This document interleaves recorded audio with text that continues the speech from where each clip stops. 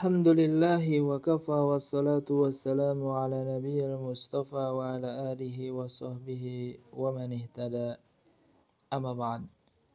Jamaah sekalian yang dirahmati Allah Subhanahu wa taala, alhamdulillah di kesempatan kali ini kita dapat berjumpa kembali dalam kajian ilmu tajwid dan kita akan memasuki pembahasan hukum bacaan gharib. Hukum bacaan gharib.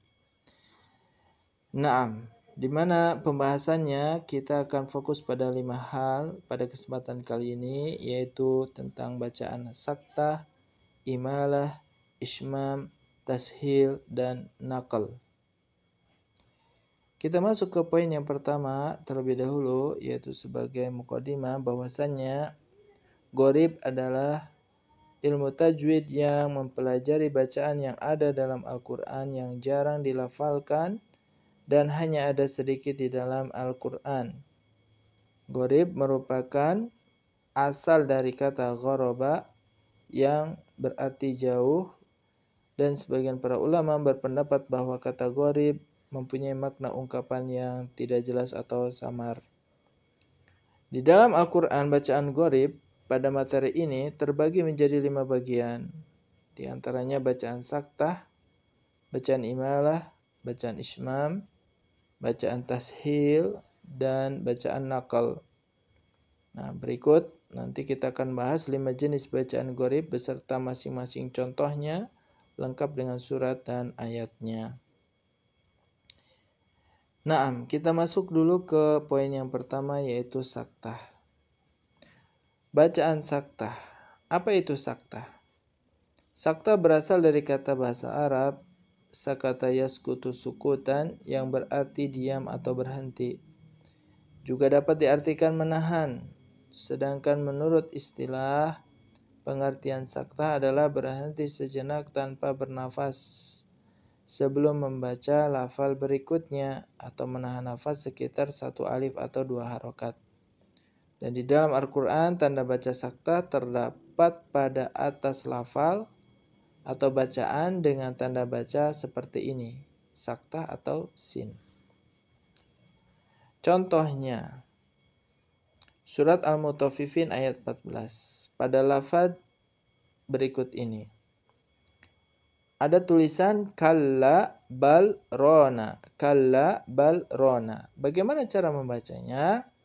Yaitu setelah lafal bal berhenti dulu, ya, berhenti dahulu atau menahan nafas sekitar 1 alif atau 2 harokat, kemudian dilanjut lafal rona. Ya, sehingga bunyinya A'udzu billahi minasy syaithanir rajim. Kalla bal rana, kalla bal rana ala qulubihim. Ya, itu atau kelanjutan ayat ini. Tapi kita fokus di sini ketika ada tulisan saktah di sini, ya. Nah, kita berhenti sejenak tanpa mengambil nafas.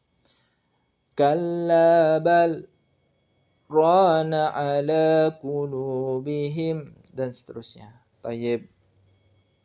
Contoh yang kedua pada surat Al-Qiyamah ayat 27. Wa qila man raq. Nah, pada saat saktah di sini berhenti sejenak, ya, atau menahan nafas, kemudian dilanjut pada lafaz raqnya. Wa qila man raq. Wa qila man raq. Wa qila man raq. Naam. Itu adalah bacaan saktah. Bagaimana untuk yang kedua, bacaan imalah? Kita lihat, imalah berasal dari kata bahasa Arab al-imalatu yang berarti miring atau bengkok. Sedangkan menurut istilah, pengertian imalah adalah memiringkan bunyi harokat fathah ke arah bunyi harokat kasrah atau membengkokkan huruf alif ke huruf ya. Bacaan imalah di Al-Quran ditandai dengan tanda baca imalah yang terletak di bawah huruf ro.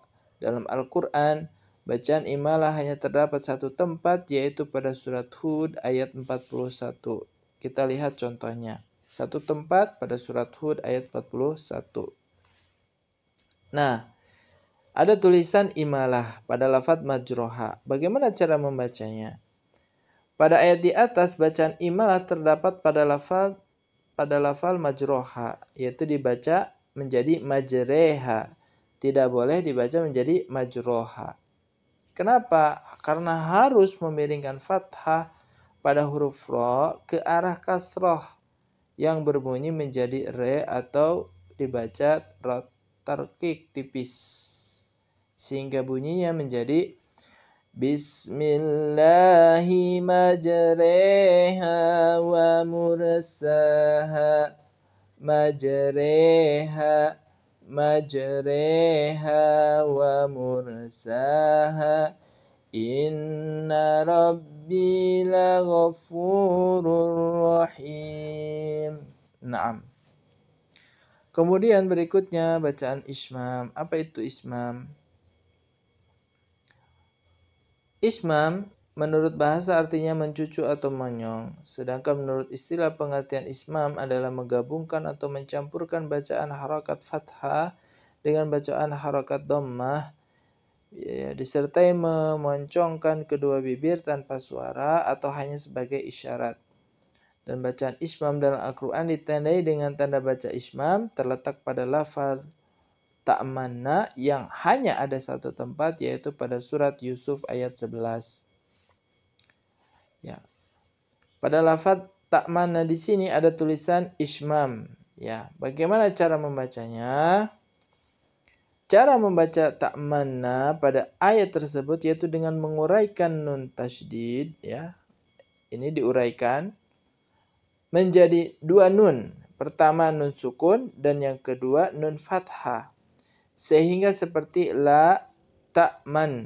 Nah, tempat memonyongkan bibir, ya, ismam tadi memoncongkan ya pada nun yang sukun, nun sukun yang pertama.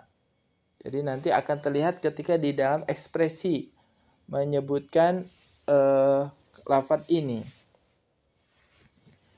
Isyaratnya memoncongkan bibir pada lafaz ta'manna, ya, untuk yang pertama nun sukun.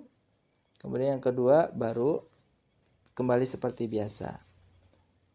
Kalau di suara tidak terlalu begitu jelas ya, hampir mirip semuanya. Tapi nanti akan terlihat pada contoh dengan diekspresikan atau diperlihatkan dengan muwajahah.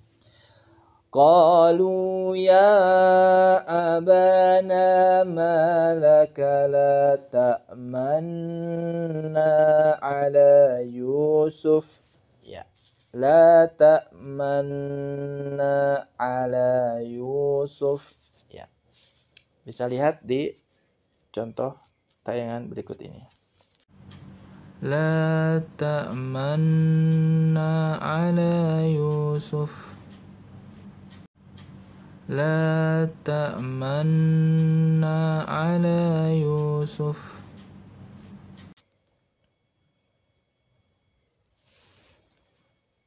Taib. Berikutnya tashil. Tashil berasal dari kata bahasa Arab sahula atau sahila, yang berarti mudah atau ringan. Sedangkan menurut istilah pengertian tashil adalah meringankan dua huruf hamzah yang berurutan menjadi satu, yang bertujuan untuk memudahkan dan melafalkan bacaan tashil. Bacaan tashil dalam Al-Quran ditandai dengan tanda baca tashil yang berada di bawah lafal pada mushaf Al-Quran Indonesia dan tanda baca bulat pelat di atas lafal pada mushaf Al-Quran Madinah. Bacaan tashil hanya ada di dalam satu tempat, yaitu pada surat Fussilat ayat 44. Nah, kita lihat langsung ke lafadznya ini ya. Bagaimana cara membacanya? Pada ayat di atas, bacaan tashil yang terdapat pada lafal a'jamiyun,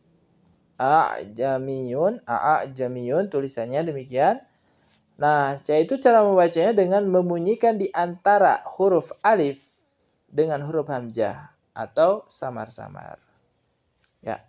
Bacaan tahsilnya yaitu dengan membunyikan antara huruf alif dengan huruf hamzah atau samar-samar, sehingga tidak dibaca mutlak jamiyun, tetapi menjadi jamiyun wa arabi, jamiyun wa arabi,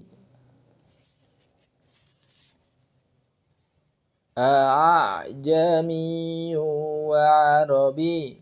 Salah juga kalau misalkan kita membacanya hamzahnya menjadi panjang 2 harokat. Jamiyun wa arabi, ini juga keliru. Tetapi ditashilkan dengan yang keduanya. Jamiyun wa arabi, ya. Kalau kita sempurnakan bacaan ini semuanya, A'udzu billahi minasy syaithanir rajim. Walau ja'alnahu Qur'anan a'jamiyyan laqalu laula fussilat ayatuh a'jamiyyun wa 'arabi. Qul huwa lilladzina amanu hudaw wa shifaa. Ya, fokusnya tadi di a'jamiyyun wa 'arabi.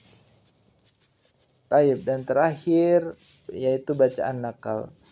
Berasal dari kata naqala yang berarti memindahkan, sedangkan menurut istilah pengertian nakal adalah memindahkan harokat huruf yang hidup ke harokat huruf yang mati sebelumnya.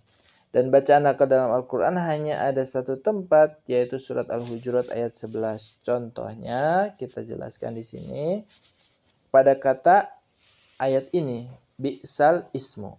Pada ayat di atas bacaan nakal terdapat pada kata lafal bi'sal ismu, yaitu cara membacanya memindahkan harokat fathah pada alif, pada al-ismu itu, ke huruf lam sukun, sehingga menjadi lafalnya menjadi bi'salismu, bi'salismu, bi'salismu, di nakal. Ya. Kita langsung potongan ayatnya ini. Bi'salismul fusuku ba'dal imani wa man lam yatub fa ulaika humuz zalimun.